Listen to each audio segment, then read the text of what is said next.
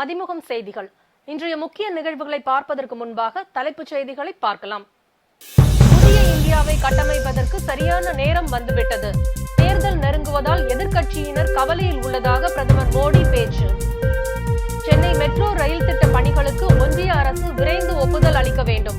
பிரதமர் மோடிக்கு முதலமைச்சர் மு.க.ஸ்டாலின் கடிதம். நாடாளுமன்ற தேர்தலுக்கு முன் நாடு முழுவதும் CAA அமல். உள்துறை அமைச்சர் அமித்ஷா திட்டவட்டம். காவிரி டெல்டா பகுதிகளில் ஹைட்ரோ கார்பன் எடுக்க புதிதாக எந்த உரிமமும் வழங்கப்படவில்லை. சென்னை உயர்நீதிமன்றத்தில் தமிழக அரசு விளக்கம். தேர்தல் விளம்பரங்களுக்காக பாஜக ஒரே ஆண்டில் 432 கோடி செலவு. கட்சியின் வருமானம் 2364 கோடி என தேர்தல் ஆணையத்தில் தகவல். விரிவான செய்திகள். புதிய இந்தியாவை கட்டமைப்பதற்கு சரியான நேரம் வந்துவிட்டதாக பிரதமர் மோடி தெரிவித்துள்ளார். மக்களவையில் உரையாற்றிய பிரதமர் மோடி, உலகையே அச்சுறுத்திய கரோனா பெருந்தொற்றை வெற்றிகரமாக எதிர்கொண்டு மீண்டு வந்துள்ளதாக தெரிவித்தார். மக்களவையில் தங்களது பங்களிப்பை செலுத்திய நாடாளுமன்ற உறுப்பினர்களுக்கு நன்றி தெரிவித்த பிரதமர், கடந்த 5 ஆண்டுகளில் பல்வேறு முக்கிய முடிவுகளை அரசு எடுத்துள்ளதாகவும், புதிய இந்தியாவை கட்டமைப்பதற்கு சரியான நேரம் வந்துவிட்டதாகவும் தெரிவித்தார்.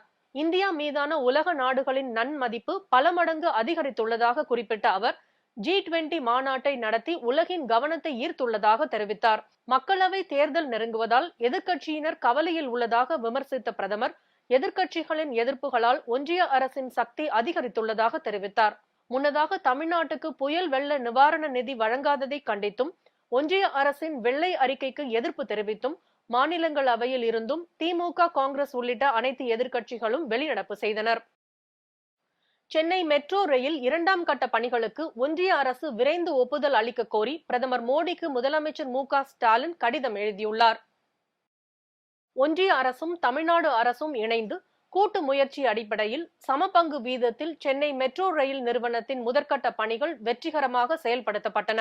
அதன் அடிப்படையில் 63,246 கோடி ரூபாய் செலவில் 3 வழித்தடங்களாக கொண்ட 2ஆம் கட்ட பணிகளுக்கு தமிழ்நாடு அரசால் ஒப்புதல் அளிக்கப்பட்டு, ஒன்றிய அரசின் ஒப்புதலுக்காக ஒன்றிய வீட்டு வசதி மற்றும் நகர்ப்புற விவகாரங்கள் அமைச்சகத்திற்கு பரிந்துரைக்கப்பட்டு அனுப்பப்பட்டது. இந்நிலையில் சென்னை மெட்ரோ ரயில் திட்டத்தின் 2ஆம் கட்ட பணிகளுக்கு ஒப்புதல் அளிப்பதில் ஏற்பட்டுள்ள கால தாமதம் தொடர்பாகவும், ஒப்புதல் அளிக்கும் நடைமுறையை விரைவுபடுத்திட வேண்டும் எனவும் பிரதமர் மோடிக்கு முதலமைச்சர் மு.க.ஸ்டாலின் கடிதம் எழுதியுள்ளார். அதில் ஒன்றிய அரசின் ஒப்புதலை எதிர்பார்த்து குறிப்பிட்ட கால வரையறைக்குள் சென்னை மெட்ரோ திட்டம் முடிக்கப்படுவதை உறுதி செய்திட ஏதுவாக 2ஆம் கட்ட பணிகளை தமிழ்நாடு அரசு தொடங்கியுள்ளதாகவும், ஒன்றிய அரசின் பங்கு நிறுத்தி வைக்கப்பட்டுள்ளதால் மாநில நிதியில் இருந்து செலவினங்களை மேற்கொண்டு வருவதாகவும் தெரிவித்துள்ளார். இது பணிகளின் வேகத்தை குறைத்துள்ளதோடு மாநில அரசுக்கு கடுமையான நிதி நெருக்கடியை ஏற்படுத்தியுள்ளதாகவும் குறிப்பிட்டுள்ளார். இந்நிலையில் பிரதமர் மோடி தனிப்பட்ட முறையில் தலையிட்டு முதல் கட்ட பணிகளை வெற்றிகரமாக நிறைவேற்றி செயல்படுத்தியதைப் போல சென்னை மெட்ரோ ரயில் நிறுவனத்தின் 2ஆம் கட்ட பணிகளையும் விரைந்து நிறைவேற்றிட ஒப்புதல் அளிக்க வேண்டும் என வலியுறுத்தியுள்ளார். நாடாளுமன்ற தேர்தலுக்குள் குடியுரிமை திருத்த சட்டம் அமலுக்கு வரும் என உள்துறை அமைச்சர் அமித்ஷா தெரிவித்துள்ளார். கடந்த 2019ஆம் ஆண்டு டிசம்பர் மாதம் நாடாளுமன்றத்தில் குடியுரிமை திருத்த சட்ட மசோதா நிறைவேற்றப்பட்டது. இதையடுத்து இந்த சட்டம் 2020ஆம் ஆண்டு ஜனவரி 1ஆம் தேதி முதல் அமலுக்கு வருவதாக இருந்தது. எனினும் இதற்கான விதிமுறைகள் வகுக்கப்பட்ட பிறகு இந்த சட்டம் அமல்படுத்தப்படும் என அறிவிக்கப்பட்டது. இந்நிலையில் விரைவில் CAA சட்டம் நாடு முழுவதும் அமல்படுத்தப்படும் என உள்துறை அமைச்சர் அமித்ஷா தெரிவித்துள்ளார். டெல்லியில் நடைபெற்ற தனியார் நிகழ்ச்சி ஒன்றில் பேசிய அமித்ஷா, வங்கதேசத்திலும் பாகிஸ்தானிலும் துன்புறுத்தலுக்கு உள்ளாகும் சிறுபான்மையினருக்கு இந்திய குடியுரிமை வழங்குவதற்கான வழிவகைகள் மட்டுமே குடியுரிமை திருத்த சட்டத்தில் உள்ளதாக தெரிவித்தார். குடியுரிமை திருத்த சட்டம் கடந்த 2019ஆம் ஆண்டு டிசம்பர் மாதம் நாடாளுமன்றத்தில் நிறைவேற்றப்பட்டு குடியரசுத் தலைவரின் ஒப்புதல் பெறப்பட்டது. எனினும் இந்த சட்டத்தை அமல்படுத்த கடும் எதிர்ப்பு எழுந்தது. இதையடுத்து சட்டத்தை அமல்படுத்தும் முடிவு நிறுத்தி வைக்கப்பட்டது குறிப்பிடத்தக்கது. காவிரி டெல்டா பகுதிகளில் ஹைட்ரோ கார்பன் எடுக்க புதிதாக எந்த உரிமமும் வழங்கப்படவில்லை என சென்னை உயர்நீதிமன்றத்தில் தமிழக அரசு விளக்கம் அளித்துள்ளது. காவிரி டெல்டா பகுதிகளில் ஹைட்ரோ கார்பன் எடுக்கும் திட்டத்தை அமல்படுத்துவதற்கு தடை விதிக்க வேண்டும் என்ற கோரிக்கையுடன் கடந்த 2019ஆம் ஆண்டு சென்னை உயர்நீதிமன்றத்தில் பொதுநல வழக்கு தாக்கல் செய்யப்பட்டது. இந்த வழக்கு தலைமை நீதிபதி கங்கா பூர்வாலா மற்றும் நீதிபதி பரத சக்கரவர்த்தி அடங்கிய அமர்வு முன்பு விசாரணைக்கு வந்தது. அப்போது தமிழக அரசு உரிமம் வழங்காததால் காவிரி டெல்டா பகுதிகளில் ஹைட்ரோ கார்பன் எடுக்கும் திட்டத்திற்காக ஒதுக்கப்பட்ட பகுதிகளில் எந்த பணியும் தொடங்கப்படவில்லை என ஒன்றிய அரசு தெரிவித்தது. மேலும் பாதுகாக்கப்பட்ட வேளாண் மண்டலங்களில் எண்ணெய் மற்றும் எரிவாயு எடுக்க தடை விதிக்கப்பட்டுள்ளது என்றும் தெரிவிக்கப்பட்டது. இதையடுத்து காவிரி டெல்டா பகுதிகளில் ஹைட்ரோ கார்பன் எடுப்பதற்கு எந்த உரிமமும் வழங்கப்படவில்லை என தமிழக அரசு தரப்பில் சென்னை உயர்நீதிமன்றத்தில் திட்டவட்டமாக தெரிவிக்கப்பட்டுள்ளது. நீதிமன்ற அனுமதியை தொடர்ந்து ஆம்னி பேருந்துகள் சென்னை கோயம்பேட்டிலிருந்து இயக்கப்பட்டு வருகிறது. சென்னை கோயம்பேட்டிலிருந்து ஆம்னி பேருந்துகளை இயக்க அனுமதி அளிக்க வேண்டும் என ஆம்னி பேருந்து உரிமையாளர்கள் சென்னை உயர்நீதிமன்றத்தில் வழக்கு தொடர்ந்தனர். இந்த வழக்கு விசாரணைக்கு வந்த நிலையில் கோயம்பேட்டை சுற்றியுள்ள ஆம்னி பேருந்துகளின் பனிமலைகளில் பயணிகளை ஏற்றி இறக்கலாம் என சென்னை உயர்நீதிமன்றம் உத்தரவிட்டது. மறு உத்தரவு வரும் வரை நடைமுறையை தொடரலாம் என சென்னை உயர்நீதிமன்றம் உத்தரவிட்டது. போரூர், சூரப்பட்டு சுங்க சாவடிகளிலும் பயணிகளை ஏற்றிக் கொள்ளலாம் என தெரிவித்துள்ள நீதிமன்றம், கிளாம்பாக்கம் பேருந்து நிலையத்தில் பயணிகளை ஏற்றி இறக்காமல் தென் மாவட்டங்களுக்கு ஆம்னி பேருந்து இயக்கக்கூடாது என நிபந்தனை விதித்தது. ஆன்லைன் மொபைல் செயலிகளில் போரூர், சூரப்பட்டு தவிர பயணிகள் ஏற்றி இறக்க வேறு இடங்களை குறிப்பிடக்கூடாது எனவும் அறிவுறுத்தியது. இந்த நிலையில் நீதிமன்ற அனுமதியை தொடர்ந்து ஆம்னி பேருந்துகள் கோயம்பேட்டில் இருந்து இயக்கப்பட்டு வருகிறது. கோயம்பேடு ஆம்னி பேருந்து நிலையம் அருகே உள்ள புக்கிங் அலுவலகங்களில் இருந்து பயணிகள் ஏறிக்கொள்ளலாம் என ஆம்னி பேருந்து உரிமையாளர்கள் தெரிவித்துள்ளனர்.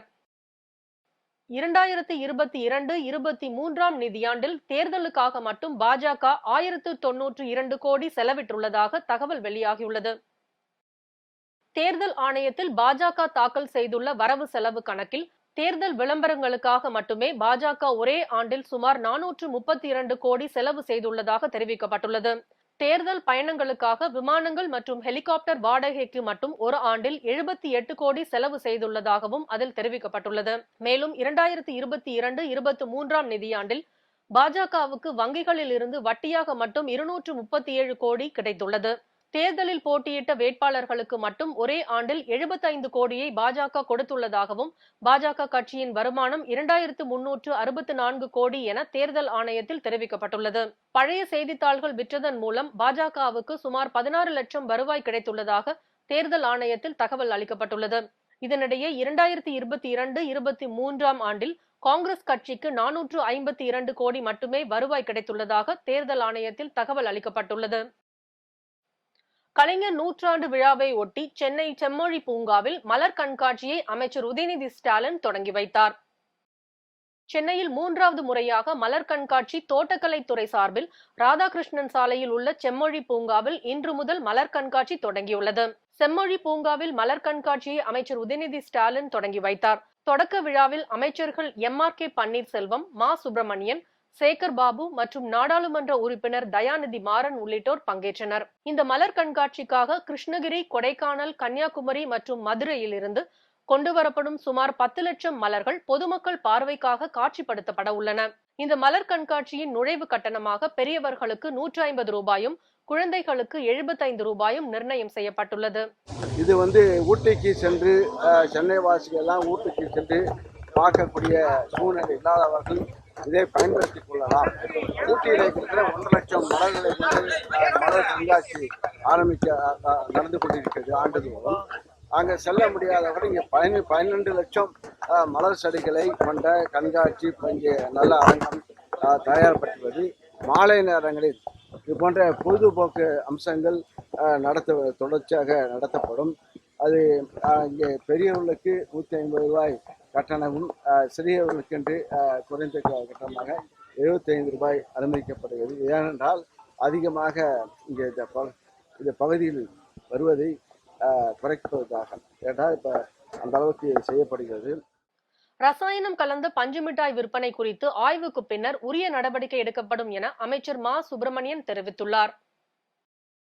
சென்னை ராஜீவ்காந்தி அரசு மருத்துவக் கல்லூரி மருத்துவமனையில் 65 கோடி மதிப்பில் புதிய நரம்பியல் பிரிவு கட்டிடத்திற்கு மருத்துவம் மற்றும் மக்கள் நல்வாழ்வுத்துறை அமைச்சர் மா. சுப்பிரமணியன் அடிக்கல் நாட்டினார்.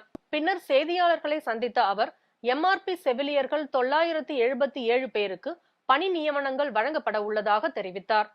இந்த ஏஎன்எம் பயிற்சி பெறுகிற சகோதரிகள் கிராம சுகாதார செவிலியர்களாக பணியாற்றுவதற்குரிய தகுதியை பெறுகிறார்கள். தமிழ்நாட்டில் மாண்புமிகு தமிழ்நாட்டின் முதலமைச்சர்களுடைய வழிகாட்டுதலோடு இன்றைக்கு கடந்த 2 மாதங்களுக்கு முன்னால் 2271 கிராம சுகாதார செவிலியர்களுக்கான பணி நியமனங்கள் எம்ஆர்பியின் மூலம் நடைபெறும் என்று நோட்டிபிகேஷன் இடப்பட்டது. அந்த வகையில் அந்த பணிகள் நடைபெற்றுக் கொண்டிருக்கிறது. இன்னும் 1 மாத காலத்திற்குள் இந்த 2271 கிராம சுகாதார செவிலியர்களுக்கு அந்த பணியாணைகள் வழங்கப்படவிருக்கிறது.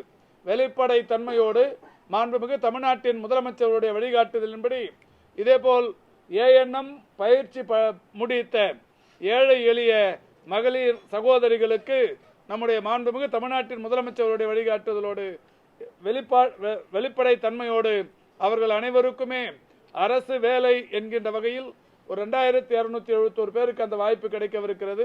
எனவே இது போன்ற தமிழ்நாட்டில் இருக்கிற 11 செவிலியர் பயிற்சி துணை செவிலியர் பயிற்சி பள்ளிகளிலும் படிக்கிற இந்த ஏஎன்எம் பயிற்சி முடிக்கிற மாணவிகள் கிராம சுகாதார செவிலியர்களாக எதிர்காலத்தில் அரசு பணியில் சேர்வதற்கு இந்த அமைப்புகள் இன்றைக்கு சிறப்பான வழிகாட்டுகிறது.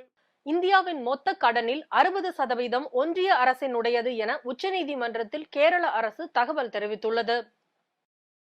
2019-2023 காலகட்டத்தில் ஒன்றிய மற்றும் மாநிலங்களின் மொத்த கடன் 1.75% மட்டுமே.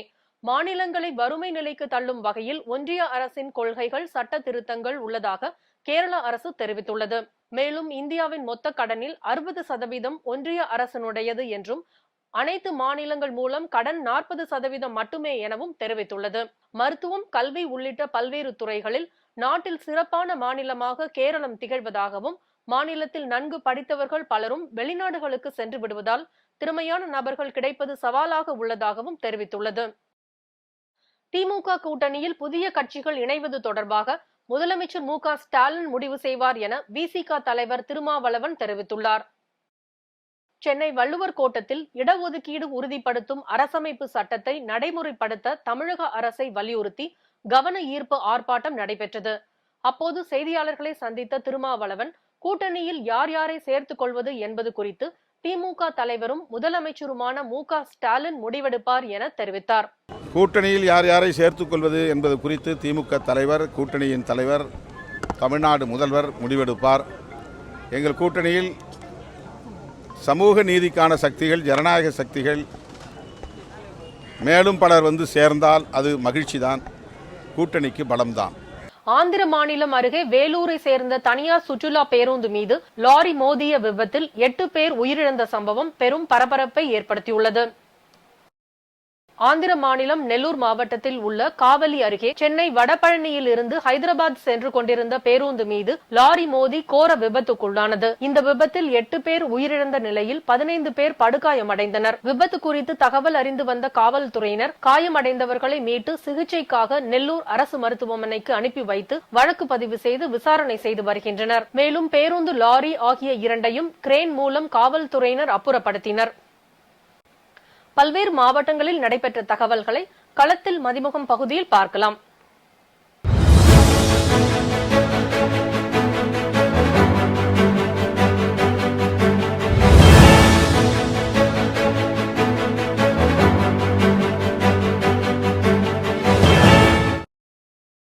கொடைக்கானல் மேல்மலை கிராமத்தில் அட்டகாசம் செய்யும் வன விலங்குகள் மீது வனத்துறையினர் நடவடிக்கை மேற்கொள்ளாததால் விவசாயிகள் போராட்டத்தில் ஈடுபட்டு வருகின்றனர். திண்டுக்கல் மாவட்டம் கொடைக்கானல் மலை கிராமங்களில் பீன்ஸ், கேரட், அவரை, முட்டைக்கோஸ், வெள்ளைப்பூண்டு என பல்வேறு காய்கறிகள் விவசாயம் செய்து வருகின்றனர்.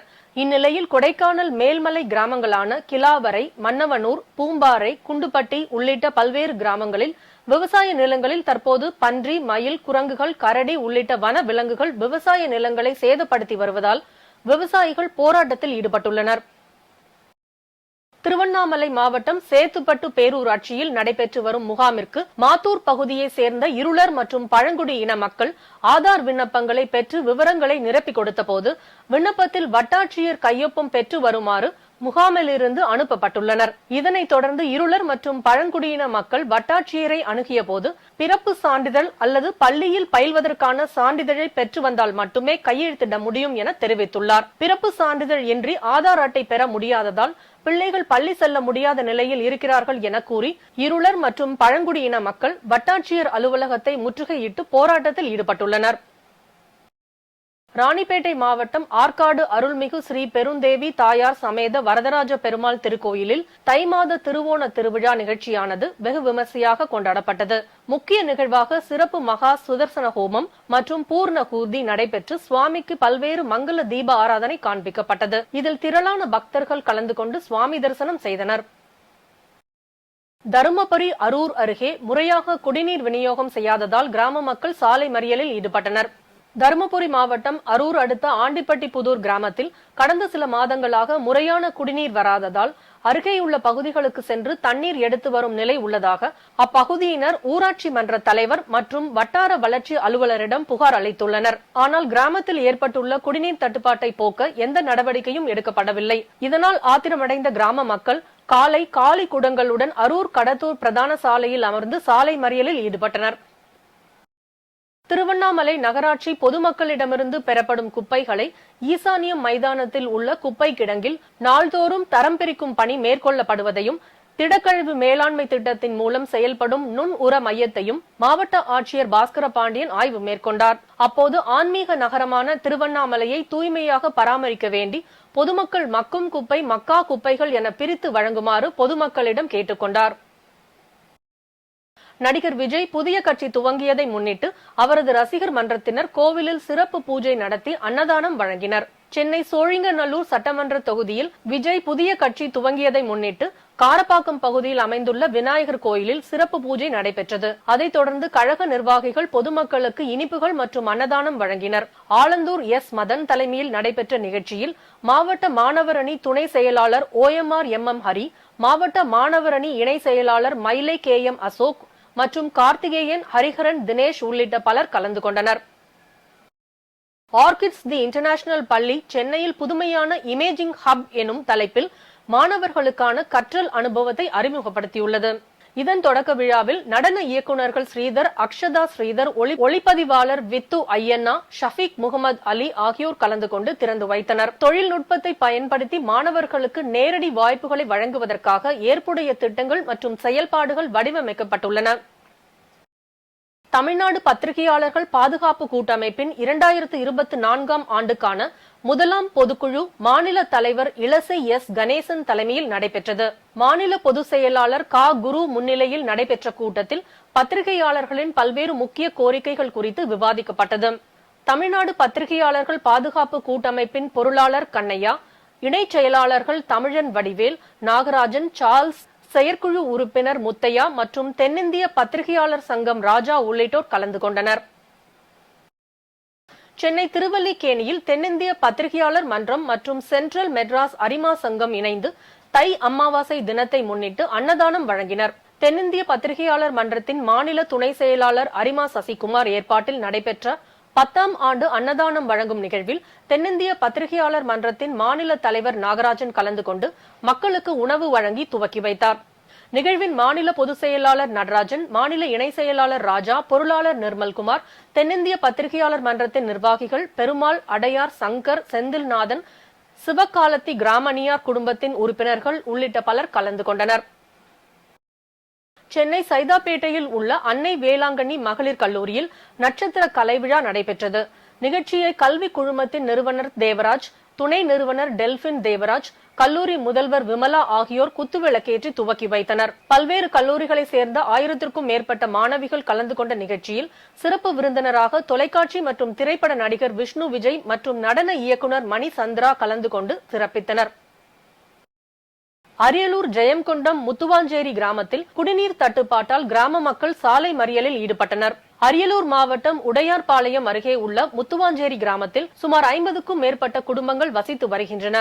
இந்நிலையில் கடந்த 4 நாட்களாக குடிநீர் வராமல் இருந்துள்ளது. இதுகுறித்து ஊராட்சி நிர்வாகத்திடம் புகார் அளித்தும் எந்தவிதமான நடவடிக்கையும் எடுக்கவில்லை என்பதால் அப்பகுதி கிராம மக்கள் காலி குடங்களுடன் சாலை மறியலில் ஈடுபட்டனர். இதனால் அப்பகுதியில் போக்குவரத்து நெரிசல் ஏற்பட்டது. கரூரில் பிற்படுத்தப்பட்டோர் நலத்துறை ஆணையர் வெங்கடேசன் பல்வேறு இடங்களில் ஆய்வு மேற்கொண்டார். பின்னர் செய்தியாளர்களிடம் பேசிய அவர் 2023-24ஆம் கல்வி ஆண்டுக்கான கரூர் மாவட்டத்தை சார்ந்த பிற்படுத்தப்பட்டோர், மிகவும் பிற்படுத்தப்பட்டோர் மற்றும் சீர் மரபினர் என மாணவ மாணவியருக்கு கல்வி உதவித்தொகை வழங்க நடவடிக்கை மேற்கொள்ளப்பட்டு வருவதாக தெரிவித்தார். மதுரை மாவட்டம் தொட்டப்பநாயக்கனூர் கிராமத்தில் உள்ள ஜக்கம்மா கோயிலில் 495 ஆண்டுகளுக்கு பின்பு கும்பாபிஷேக திருவிழா வெகு விமர்சையாக நடைபெற்றது. திருவிழாவை முன்னிட்டு மதுரை உயர்நீதிமன்ற உத்தரவின்படி கிடாமூட்டு திருவிழா நடைபெற்றது. இந்த போட்டியில் மதுரை, திண்டுக்கல், சிவகங்கை, சென்னை உள்ளிட்ட பகுதிகளில் இருந்து 65க்கும் மேற்பட்ட கிடா ஜோடிகள் கலந்து கொண்டு கிடாமூட்டு சண்டையில் ஈடுபட்டது. வெற்றி பெற்ற கிடாக்களுக்கு பரிசுகள் வழங்கப்பட்டது. ராணிப்பேட்டை மாவட்டம் சோளிங்கர் காவல் நிலையம் சார்பில் சாலை பாதுகாப்பு வார விழாவை முன்னிட்டு தலைக்கவசம் குறித்து விழிப்புணர்வு பேரணி நடைபெற்றது.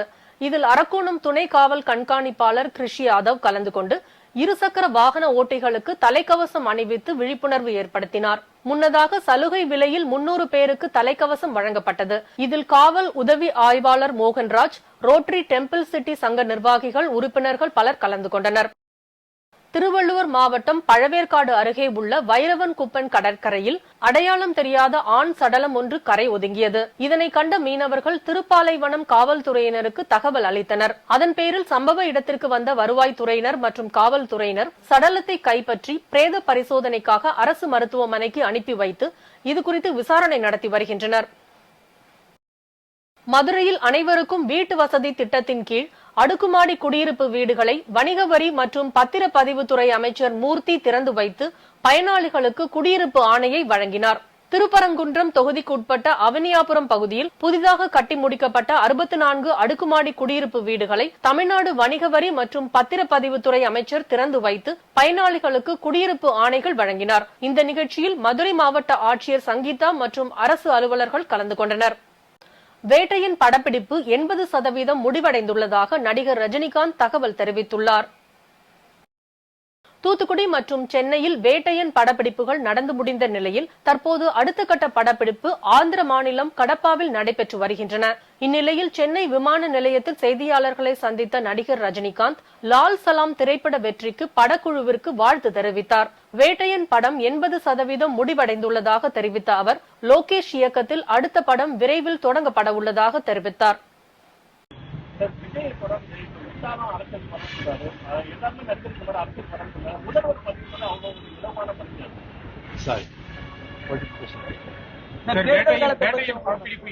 போயிட்டு இருக்கு இப்போ எந்த அளவுக்கு முடிஞ்சிருக்கு சார்? 80% முடிஞ்சிருச்சு. நெக்ஸ்ட் 20%. நெக்ஸ்ட் ப்ராஜெக்ட் ஏதாவது லோகேஷ் கனகராஜ் அது படத்தோட படத்துக்கு இந்த படம் முடிஞ்சது. வேட்டையன் வந்து எப்போ ரிலீஸ் ஆகும் ஏதாவது படம் வந்து ரசிகர்களுக்கு மக்களுக்கு ரொம்ப பிடிக்கும்னு கேள்விப்பட்டேன். ஸோ படம் வந்து மிகப்பெரிய வெற்றி அடைஞ்சிருக்கு.